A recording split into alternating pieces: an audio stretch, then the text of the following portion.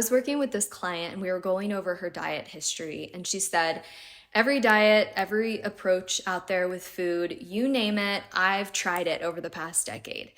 And I was asking her, well, okay, well, what does food feel like for you nowadays? And she was like, well, it's functional. Food is fuel.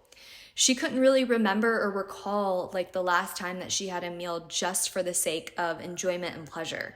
That enjoyment slowly over this decade of dieting had fully been replaced with following external food rules. For her, a big one was that she was placing all of her body trust outside of herself because she was following these diets. But she didn't even notice it until we started to talk about mindful eating and explore those challenges that she had with food. So this experience is so common, and it's one of the more subtle costs of long-term dieting. So like my client, it may not have shown up like all at once that she was missing out on something, but it's inevitable. It's this slow erosion of pleasure, of being with food, of allowing to create space to savor food.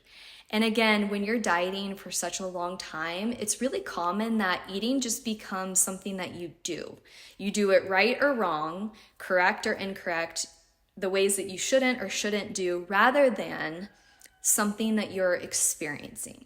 So after months of working together, I remember she came to me one time and she thought this was nothing. She came to me and said, I had dinner with my husband. I was making like kitchen sink pasta, which is basically just things from her refrigerator and pantry.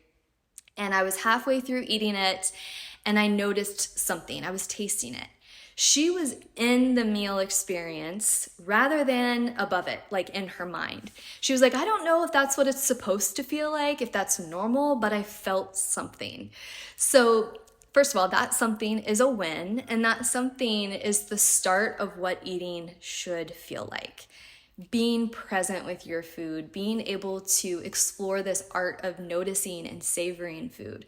So comment letter below. I'm going to be exploring this in my Substack this month on taking care, or you can comment peaceful to get started today with the peaceful eating guide.